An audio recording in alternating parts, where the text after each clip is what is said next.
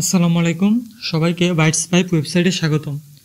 আজকের এই blogger YouTube ভিডিওতে আমি আপনাদেরকে দেখাবো কিভাবে আপনারা আপনাদের ব্লগার ওয়েবসাইটের মধ্যে এরকম সুন্দর স্টাইলিশ ডিজাইন বক্স তৈরি করবেন।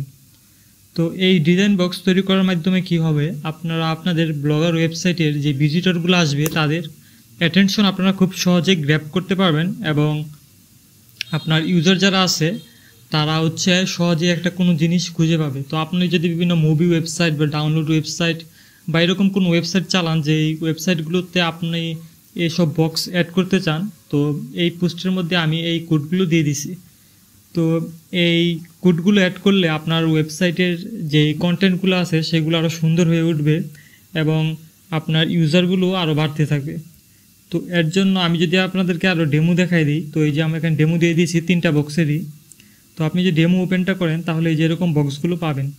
তো এখানে আমি লিখে দিয়েছি এটা হচ্ছে বেসিক বক্সের ডেমো হচ্ছে এটা, বক্স উইথ ব্লু হেডারের ডেমো হচ্ছে এটা, এবং box with yellow header and লিস্টের ডেমো হচ্ছে এটা, এবং টেবলের ডেমো হচ্ছে এই যে এটা। তো আপনার ডেমোগুলো দেখে নিতে পারেন। তো এরপর যদি আমি আপনাদেরকে কীভাবে এটা অ্যাড করবেন আপনাদের ব্লগার ওয়েবসাইটে, তো এর জন্য আপনার এখানে কিছু কোড অ্যাড করা লাগবে, HTML অ্যান্ড CSS যে কোডগুলো আছে। তো এর জন্য প্রথমত ব্লগারে চলে আসা লাগবে এবং ব্লগার থেকে এইখান থেকে থিম থেকে এডিট HTML চলে আসা লাগবে।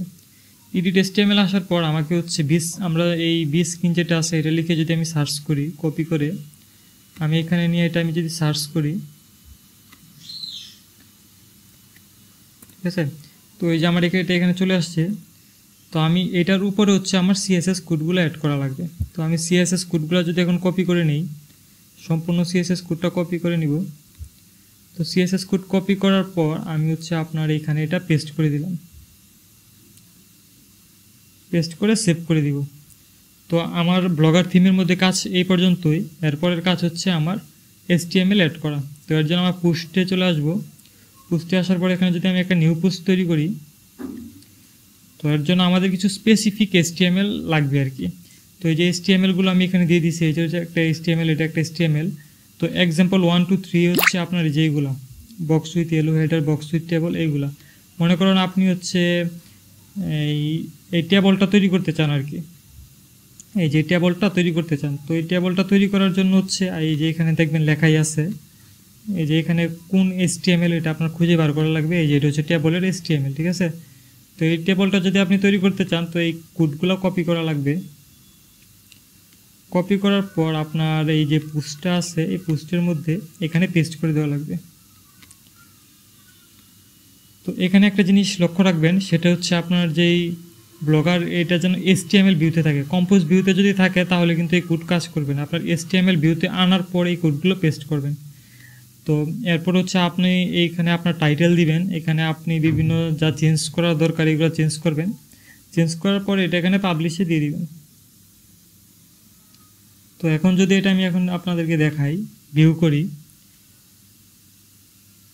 তো এই দেখুন আমার এখানে সুন্দর একটা টেবল তৈরি হয়ে আছে, ঠিক আছে।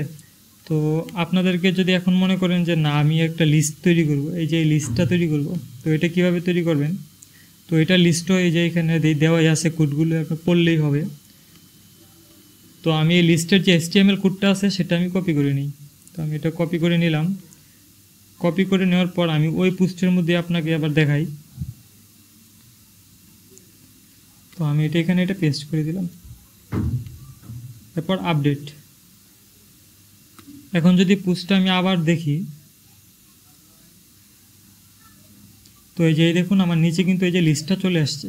তো এখন যদি আপনারা চান যে না আমি এই লিস্টের যে ব্যাকগ্রাউন্ডের যে কালার হলুদটা আছে, হলুদটা রেখে আমি লাল দিব, নীল দিব, সবুজ দিব, তো এটাও কিন্তু করতে পারবেন। সেটা করবেন কিভাবে, আপনার ব্লগার পোস্টে চলে আসবেন এবং এখানে দেখেন আমি রং দেওয়া আছে, এই যে ইয়েলো লেখাই আছে। তো এখানে আপনার ইয়েলোর পরিবর্তে মনে করেন আমি লাল রং দিব। তো এখানে ইয়েলোর পরিবর্তে আমি এটা দিব রেড দেওয়ার পর আপডেট করে দিই। এখন যদি পোস্টটা আমি আবার দেখি তাহলে দেখবেন এটা লাল হয়ে যাবে। তো এই যে একটা পিঙ্ক কালার চলে আসছে। তো এইভাবে আপনারা আপনাদের ব্লগার ওয়েবসাইটের মধ্যে এরকম ম্যাটেরিয়াল ডিজাইন বক্সগুলো অ্যাড করবেন।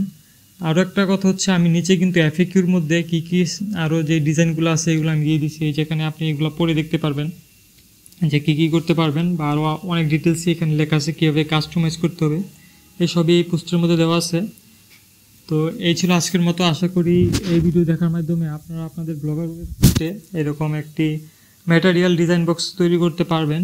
আর যদি কোনো সমস্যা হয় সেটা অবশ্যই আপনি কমেন্ট করে জানাবেন, আমি সমাধান করে দিব।